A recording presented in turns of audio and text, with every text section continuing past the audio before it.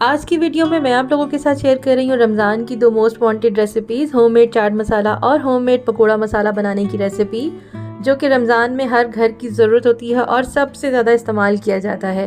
तो जी वीडियो को बिना स्किप किए एंड तक देखिएगा ताकि कोई भी स्टेप आपसे मिस ना हो जाए। अस्सलाम वालेकुम, मैं हूँ किरण खान, आप देख रहे हैं देसी हॉटपॉट यूट्यूब चैनल। तो चलिए जी पहले करते हैं पकोड़ा मसाला से स्टार्ट। तो पकोड़ा मसाला बनाने का जो मेन इंग्रेडिएंट है वो है सूखा धनिया। यहाँ पे मैंने 3 बड़े खाने के चम्मच ले लिए हैं साबुत सूखे धनिये के। इसमें मैं डाल रही हूँ 1.5 खाने का चम्मच कसूरी मेथी। इसको मैंने अच्छे से छान लिया क्योंकि अक्सर मेथी के अंदर किरकिराहट होती है। 1 चाय का चम्मच भर के मैं इसमें अजवाइन का डाल रही हूँ, आप चाहें तो हाथ से दरड़ के भी डाल सकते हैं।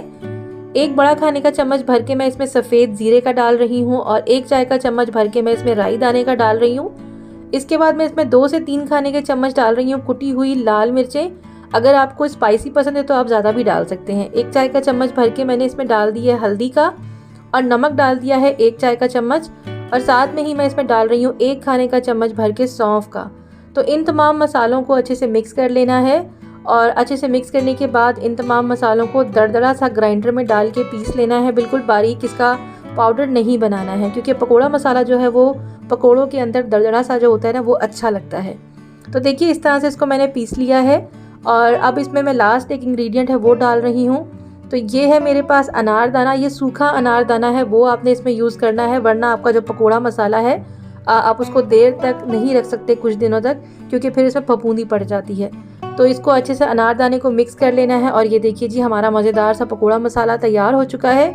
जब भी आपको पकोड़े बनाने हैं, लाइक अगर आपको आधा किलो पकोड़े बनाने हैं तो उसमें ये सिर्फ 2 खाने के चम्मच या 3 खाने के चम्मच डालने हैं। तो हमारा ज़बरदस्त सा पकोड़ा मसाला तैयार हो चुका है। अब चलते हैं चाट मसाले की तरफ। ये बहुत ही ज़बरदस्त सा चटपटा सा चाट मसाला बनता है।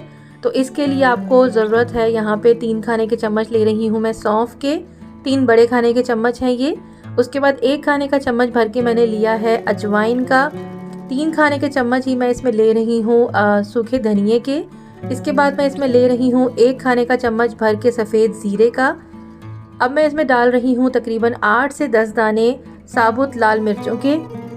कम ज़्यादा आप कर सकते हैं जितना आपको तीखा पसंद है। 1 खाने का चम्मच भर के काली मिर्चें डाल दी हैं। अच्छा जी, इन तमाम मसालों को ना अब हमें क्या करना है कि बिल्कुल हल्की आंच पे ना हल्का हल्का सा ड्राई रोस्ट करना है, इतना कि इसमें से एक बहुत ही ज़बरदस्त सा अरोमा, एक खुशबू आनी स्टार्ट हो जाए। देखिए हमारी मिर्चों को भी यहाँ पे दाग लगनी स्टार्ट हो चुकी है। तो ये हमारा मसाला जो है ये अच्छे से ड्राई रोस्ट हो चुका है।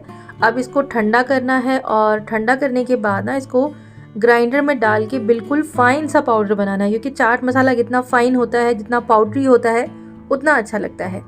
अच्छा जी, तो अब इसमें हम डाल रहे हैं 1 चाय का चम्मच, ये मेरे पास लाल कश्मीरी मिर्च है, इससे जो इसका कलर है वो बहुत अच्छा सा आएगा।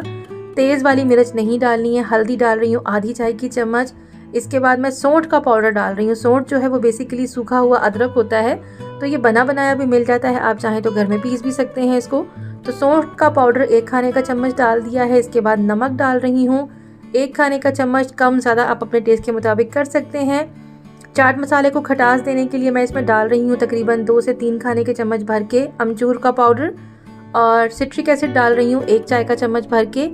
ये चाट मसाले को खट्टा करता है, बहुत ही मज़ेदार सा। उसके बाद मैं इसमें डाल रही हूँ चिकन पाउडर का आधा चाय का चम्मच। ये बिल्कुल ऑप्शनल है, जो बाज़ार से चाट मसाला मिलता है उसमें चिकन पाउडर डला हुआ होता है, लेकिन आप डालना चाहें तो वो आपकी मर्ज़ी है। ठीक है जी, अब इन तमाम मसालों को अच्छे से मिक्स कर लेना है और ये हमारा मज़ेदार सा खुशबूदार सा होममेड चाट मसाला तैयार हो चुका है।